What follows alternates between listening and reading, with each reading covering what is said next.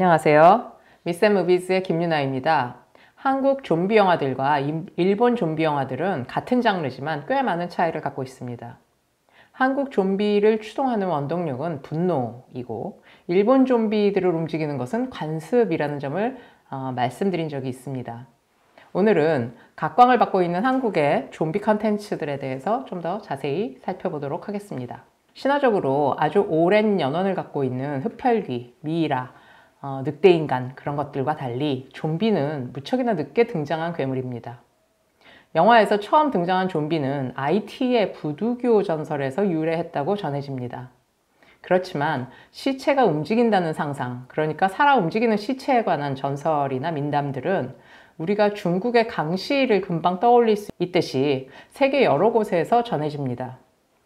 살아 움직이는 시체와 그것을 조종하는 주술사의 이야기는 진흙 인형을 만들어 마을을 파괴하는 독일 표현주의 영화의 골렘이나 프랑켄슈타인 같은 이야기들이 되고, 목류병 환자를 연쇄살인자로 이렇게 사주하는 칼리가리 박사의 밀시를 떠오르게도 합니다. 그 괴물들도 좀비와 같은 뿌리를 가지고 있다고 해도 과언이 아닙니다. 단지 좀비들은 그들을 만든 주술사나 미친 과학자들의 어떤 통제를 벗어나서 제멋대로 증식하고 어디에서나 누구에게나 벌어질 수 있는 어떤 통제불능의 파국을 가져온다는 점에서 스케일이 조금 더 큰 경향이 있습니다. 좀비들은 영화나 드라마에서는 Dead or Alive, Living Dead, Walking Dead 같은 여러 이름들로 불립니다. 좀비가 처음 영화화된 것은 미국에서 만들어진 1932년 영화 화이트 좀비였습니다. 이 영화는 IT의 부두교 주술사가 시체들을 살아 움직이게 만들면서 벌어지는 사건들을 다루면서 흥행에 성공했습니다. 독일 표현주의 영화의 걸작인 노스페라투 이후에 할리우드이 만든 첫 번째 흡혈귀 영화가 1931년의 드라큘라였다는 점을 생각해 보면 이 드라큘라, 미라, 좀비 같은 미국 밖에서 들어온 어떤 이국적 괴물들이 비슷한 시기에 할리우드에서 만들어지기 시작했다는 점을 알 수 있습니다. 드라큘라나 늑대인간은 유럽적 괴물이고 미이라는 이집트에서 유래하는 괴물이죠. 대형 괴수들이 나오는 호러 영화들도 심해나 우주에서 날아오거나 혹은 킹콩처럼 먼 이국 땅에서 오는 그런 특징을 보입니다.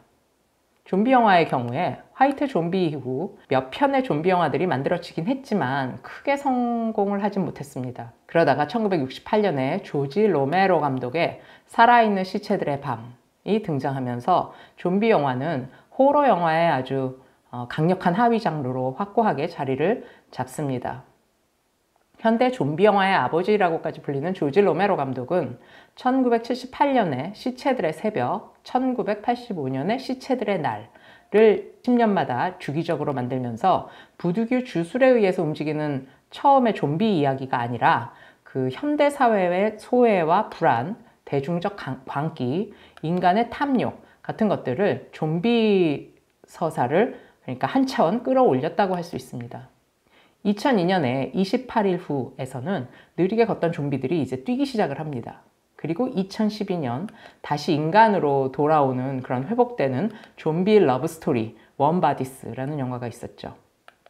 또 2013년에 개봉한 월드워 Z의 좀비들은 굉장히 빠른 아주 놀라운 속도로 폭주하며 아주 높다란 그 장벽을 넘기도 합니다. 한국 좀비 영화들은 2016년에 연상호 감독의 부산행이 1000만 영화로 등극하죠. 좀비 영화 장르가 아주 미미하고 드러나지 않았던 한국 영화에서 부산행의 1000만 관객의 동원은 굉장히 놀라운 일이었고요.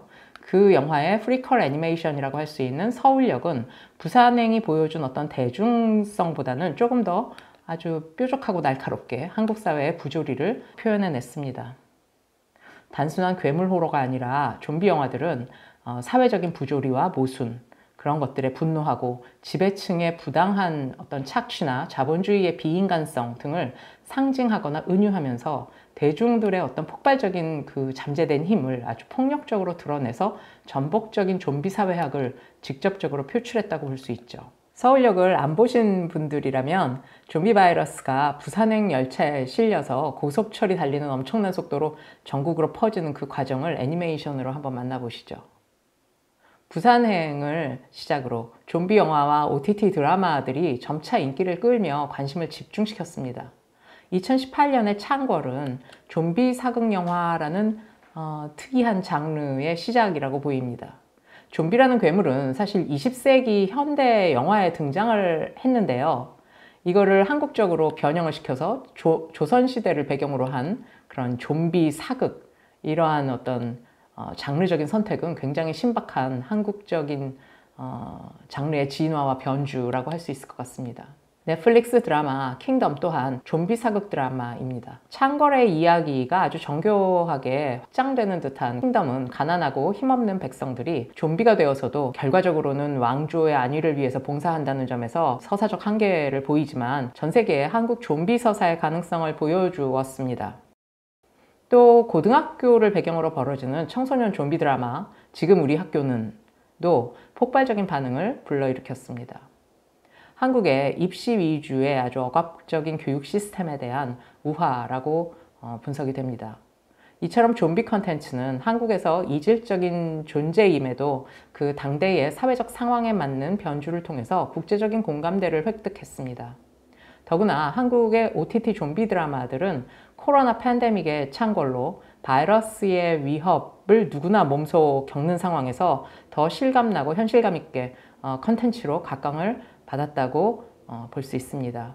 피와 살이 튀고 서로를 무자비하게 잡아먹고 죽이고 그 바이러스들이 아주 무섭게 퍼지는 그런 좀비 영화나 드라마는 현대사회가 가지는 야만성과 비인간성 또 사회적 모순들을 시각적으로 아주 드러내 보여준다고 할 수 있습니다. 오늘은 여기까지 하겠습니다. 들어주셔서 감사합니다.